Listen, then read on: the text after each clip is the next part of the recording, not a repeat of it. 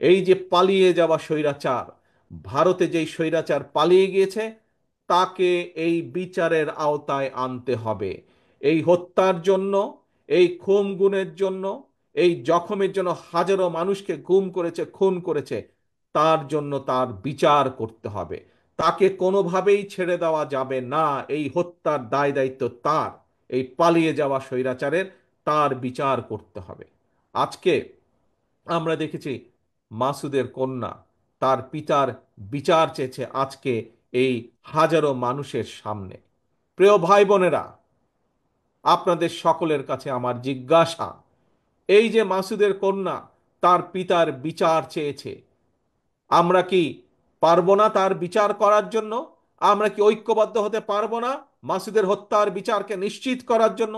হাজারো যারা মাসুদ, সারা বাংলাদেশে যারা গুম হয়েছে, খুন হয়েছে, হত্যার শিকার হয়েছে, সবার বিচার আমাদেরকে নিশ্চিত করতে হবে। আপনারা কি এই ব্যাপারে একমত সবাই? এই হত্যাকারীর বিচার করার জন্য একমত? ইনশাল্লাহ আমরা বাংলাদেশের মাটিতে এই হত্যাকারীদের বিচার করব। তবে প্রিয় ভাই বোনেরা, এখানে আরেকটি বিষয় আছে।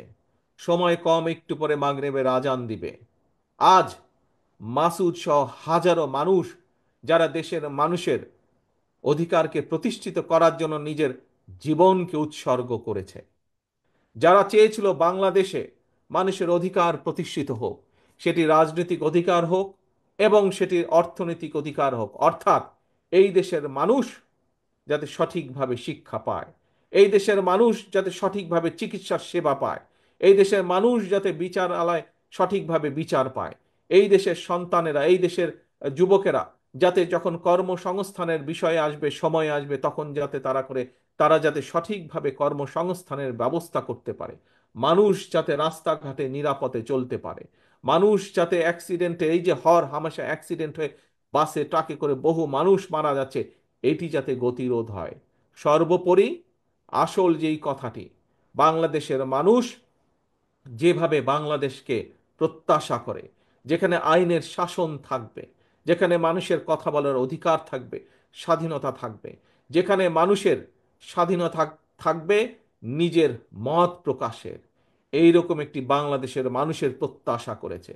শুধু যে বিগত 15 বছরে যারা গুম হয়েছে, খুন হয়েছে তারাই নয়, শুধু যে জুলাই আগস্ট মাসে যেই মানুষগুলো নিজের জীবন আত্মহতি দিয়েছেন শুধু তারাই নয়, 1971 সালে যারা জীবন বাজি রেখে যুদ্ধ করে দেশ স্বাধীন করেছেন সেই মুক্তিযোদ্ধা সহ, গণতন্ত্র রক্ষার যে মুক্তিযোদ্ধা তারা, এবং জুলাই আগস্ট মাসের যারা মুক্তিযোদ্ধা যারা শহীদ হয়েছে তারা সহ প্রতিটা মানুষ, আমরা চাই বাংলাদেশ এমন একটি দেশ হিসাবে আস্তে আস্তে ভবিষ্যতের দিকে এগোক, যেই দেশে মানুষের অধিকার থাকবে, যেই দেশে মানুষ তার মত প্রকাশ করার স্বাধীনতা থাকবে, যেই দেশের মানুষের নিরাপত্তা থাকবে, আইনের শাসন থাকবে, এইরকম একটি বাংলাদেশের প্রত্যাশা মানুষের কাছে।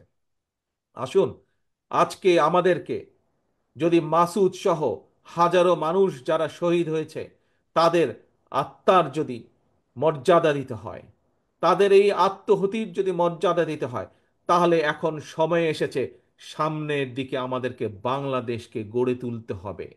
যারা শহীদ হয়েছে, তারা যে কারণে জীবন আত্মহতি দিয়েছে, তাদের সেই প্রত্যাশা অনুযায়ী আমরা যারা আজ পেছনে রয়ে গিয়েছি, আমাদের সকলকে ঐক্যবদ্ধভাবে বাংলাদেশকে আজকে গড়ে তুলতে হবে। সেই বাংলাদেশকে, যেই বাংলাদেশের আশা আকাঙ্ক্ষা করেছিল মাসুদেরা, সেই বাংলাদেশকে, যেই বাংলাদেশকে আপনার সহ কোটি কোটি মানুষ আজ প্রত্যাশা করে, সেই বাংলাদেশকে আমাদের গড়ে তুলতে হবে।